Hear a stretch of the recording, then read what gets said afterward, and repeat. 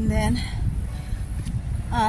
I'm planning to see anything today, so I hope I can watch and celebrate. I'd never had a chance to do it last year because I don't know, but now that when I was working, I had the chance to know that this day is Australian Day, so gathering. So maybe I'll just go to South Bend and let's see how these Australian people celebrate the Australian Day for this video for today.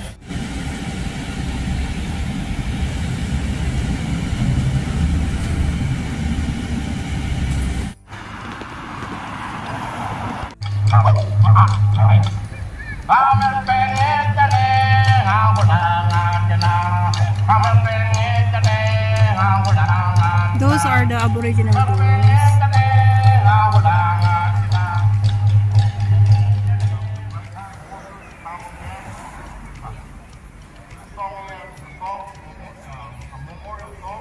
Guys, it's raining. Gusto ko sana pumunta sa South Bank. Nakaready na ako. Nasa labas na ako guys. So, kaso lang, ayaw ko namang mabasa. Kasi baka mamaya umalat ako ng sarap. So, hindi ako magbabasa na. Yun nga lang kasi, hindi maganda. Kasi pagdating ko dun, magiging soaking bed ako. Bigla lumigin yung mga tulog. Pero mamaya mag-antay ako ng humilot. Yep.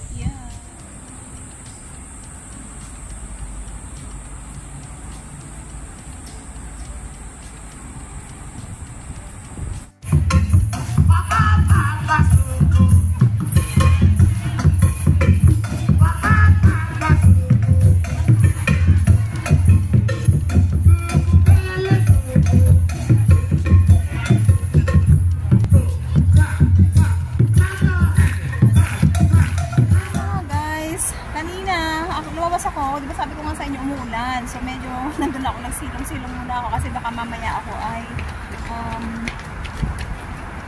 tawag dito, mag-divide, kumalat, dumami. Charing, no? Tadami ako.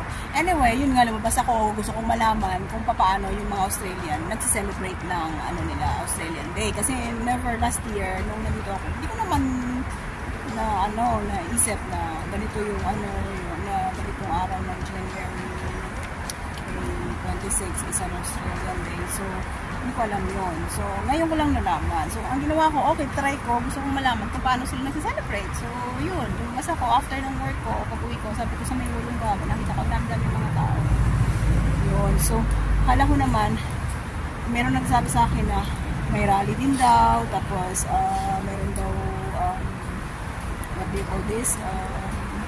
Parang meron daw fireworks and everything.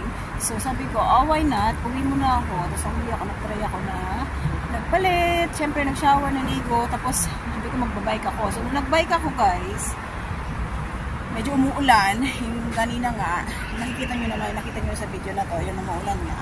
So eto nga yun. So nagpunta na ako ng South Bank. Pero bakit parang walang mga tao? As in, meron man ako nakita na parang nagkakaroon ng show doon. Nakita mo sa video na to, di ba?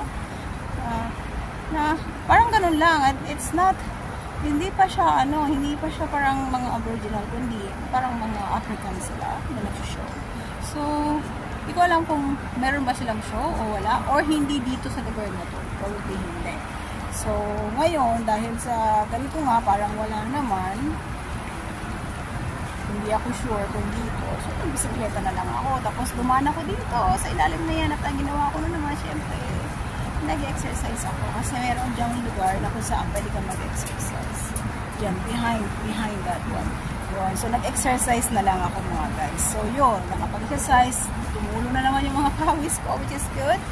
And then yun, so patuloy ko na lang yung bisikleta ko hanggang papunta ako ng Tuwong, tapos babalik ako dun sa may city, tapos mamaya pa uuwi. Tingnan ko mga bandang 7 if there is anything going to change, kung meron mga other show, whatever. Pero so ngayon wala akong nakikita guys eh. So yeah, I thought there is. Sabi ko, yan ko nga, I want to take a video of the celebration, but I don't see anything. So it's parang normal lang.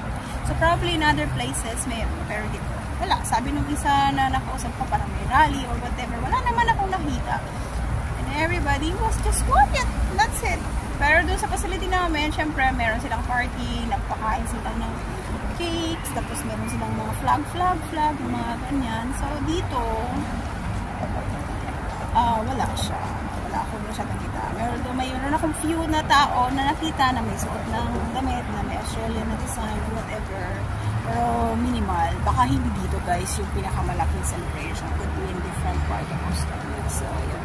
Anyhow, at least, ang importante na kapag-work ako ngayong araw na to. And, extra pay. Kasi kumbaga parang mas malaki yung pay kapag ganitong araw nito. So, yun. Mamaya, titignan ko pag meron, i-attach ko dito. Pag wala, then I hope you enjoy this vlog. Bye-bye!